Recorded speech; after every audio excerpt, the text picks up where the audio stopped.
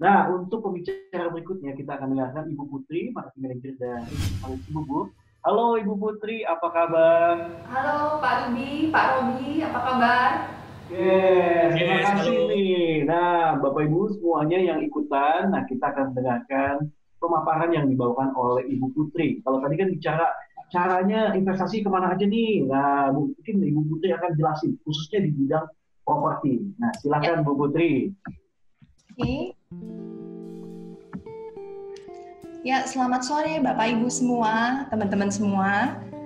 Eh, Sebelumnya, saya ingin membahas tentang hal-hal apa saja yang harus dipersiapkan atau Bapak Ibu tahu sebelum Bapak Ibu melakukan investasi di properti. Nah, banyak pertanyaan dari kita, kapan sih waktu terbaik dalam berinvestasi properti? Ya, kapan? Apakah saat ini ya waktu yang tepat untuk berinvestasi properti? Kemudian prospek pasar properti saat ini dalam kondisi pandemik ini seperti apa gitu. Nah, saya coba mau membahas kondisi di pandemik ini, COVID-19 ini memang memberi efek untuk penjualan atau transaksi properti atau jual beli properti yang menggunakan media perbankan atau kredit bank ini sedikit slow gitu. Kenapa? Karena kita tahu bahwa bank-bank melakukan restrukturisasi kredit. Jadi memang kalau teman-teman ini melakukan kredit KPR gitu, itu prosesnya sedikit lambat gitu. Nah, di sini saya sampaikan pentingnya cash. Dalam kondisi pandemik seperti ini, saya sampaikan pentingnya cash dari Bapak Ibu. Tadi disampaikan ada sebelumnya Pak Robi ada yang namanya dana darurat gitu. Jadi kalau kita punya simpanan itu sangat membantu dalam kondisi seperti ini karena misalkan Bapak Ibu teman-teman semua membeli properti dengan cara in-house atau installment nyicil ke developer, tidak perlu melakukan pinjam bank gitu, tidak perlu KPR, itu prosesnya akan jauh lebih mudah pada saat kondisi pandemik seperti ini gitu. Nah, sedikit mengulas property cycle di Indonesia itu seperti apa sih? Teman-teman semua mungkin ada yang ingat di tahun 2008 ada subprime mortgage ya yang menyebabkan krisis global di US. Kemudian dari 2008 itu menuju ke 2012-2013 itu terjadi kenaikan luar biasa di pasar properti. Itu kenaikan luar biasa di pasar properti itu yang membuat harga properti pada saat itu naik sangat signifikan dan dibilang profitnya lagi tinggi-tingginya nih, overvalue kita bilang gitu. Dari situ kita bisa simpulkan dari histori itu bahwa bagaimana sih sektor properti after crisis. Kan kita bicara bahwa kalau pandemik ini berkepanjangan akan terjadi resesi ya. Nah, bagaimana sih nanti proyeksi sektor properti after crisis? Nah, dari histori yang tadi saya sampaikan, setelah krisis lewat di 2008, salah satu yang bertumbuh di tahun 2012-2013 adalah sektor properti gitu. Dan sebagai contoh ya teman-teman semua, di kuartal pertama, triwulan pertama tahun ini 2020, saya ambil contoh di kawasan Cibubur. Dalam masa pandemik ini, transaksi properti primer masih terbilang cukup baik.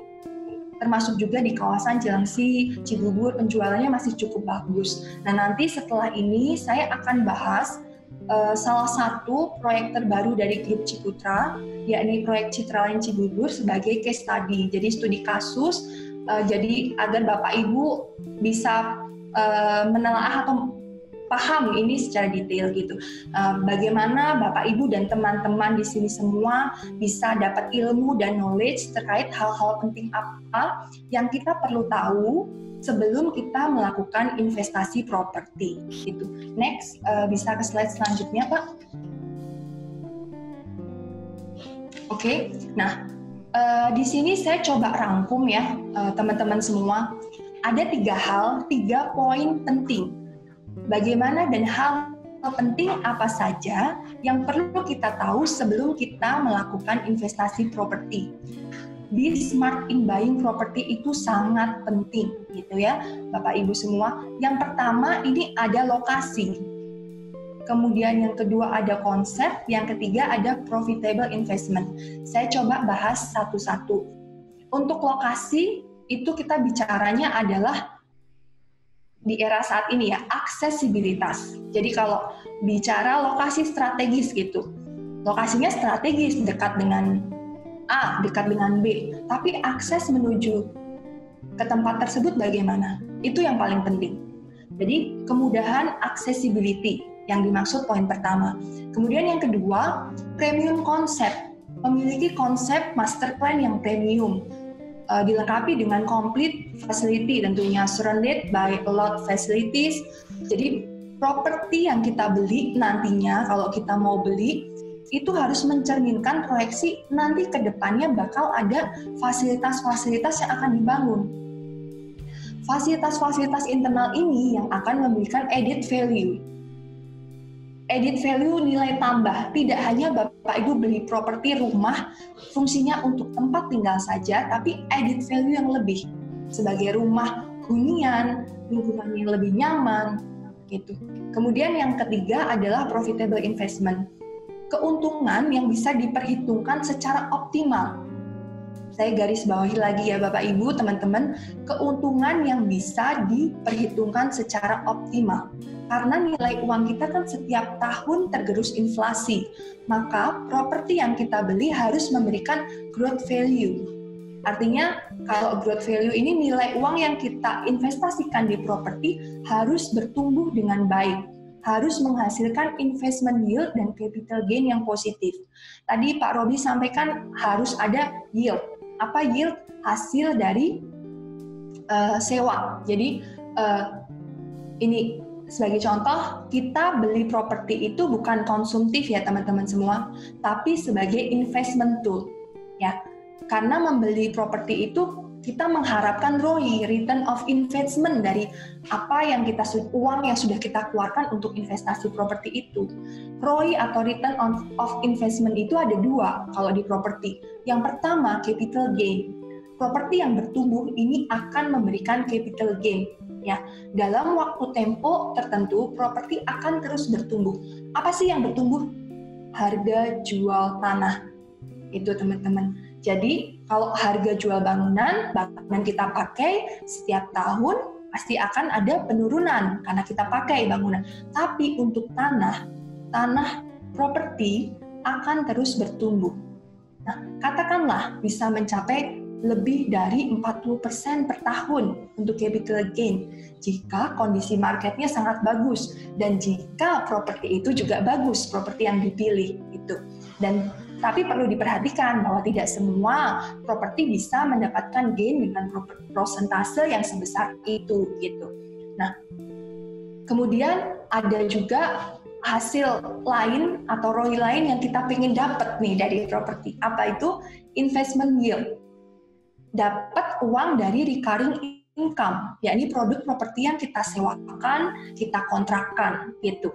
Tapi teman-teman semua tidak instan, pasti butuh waktu atau tempo. Karena seperti contoh, properti ini dibangun kapan?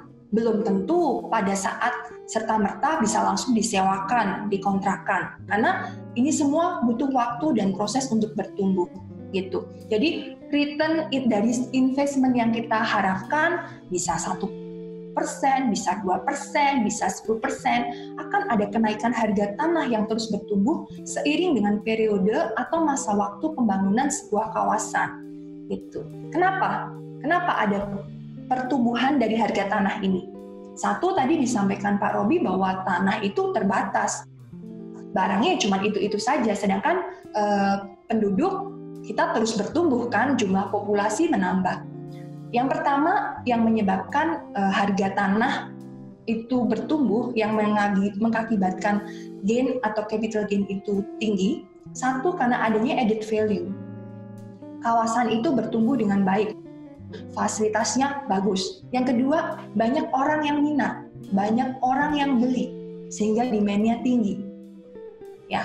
Terus yang ketiga, lingkungan kawasan semakin tahun semakin lengkap, fasilitasnya. Jadi itu adalah 3 hal yang sebenarnya kita bicara satu kesatuan. Kalau kita mengambil decision untuk mengambil investasi di properti itu tepat, menghasilkan return yang positif dan lebih-lebih, ya 3 hal ini harus kita tahu, kita pelajari dan benar-benar kita paham gitu. Next, slide selanjutnya.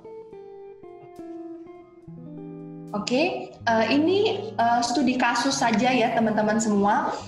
Ini saya ambil dari salah satu proyek terbaru dari grup Ciputra, yakni Citraland Cibubur. Ini teman-teman pasti melihat maps, udah sering lihat lah ya di brosur, di website gitu. Nah, di sini saya tidak jualan Citraland, tapi saya pengen edukasi teman-teman semua bagaimana kita tahu properti itu punya lokasi, punya aksesibilitas yang bagus. Sehingga karena kalau aksesibilitasnya bagus, kita bilang properti itu punya lokasi yang strategik gitu. Nah, kita lihat bahwa di poin putih ini Bapak Ibu lihat ada tulisan Citraland, logo Citraland. Nah, itu proyek baru grup Ciputra ada di situ. Nah, kenapa dari peta ini kita bisa bicara akses Citraland ini bagus? Bapak Ibu lihat ada rute warna kuning yang di-highlight, itu adalah rencana tol baru Cimanggis Cibitung, tol Cimaci. Jadi progresnya saat ini sudah bisa lihat di foto ya, yang kanan bawah, pembangunan jalan tol Cimanggis Cibitung. Ya, itu sudah progres. Memang belum 100%, masih di 80%.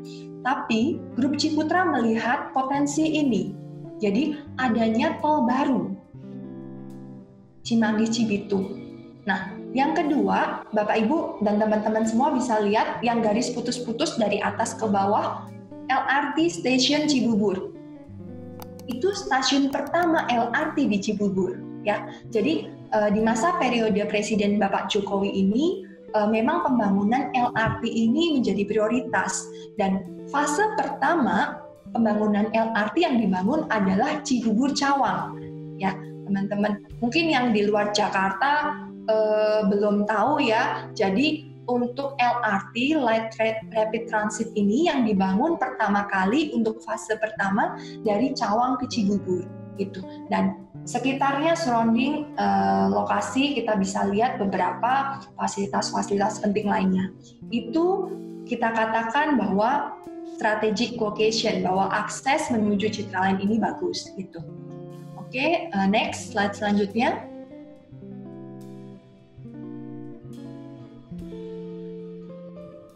Oke, nah yang kedua adalah premium konsep. Teman-teman semua lihat di sini ada semacam CBD ya. CBD itu apa? Central Business District.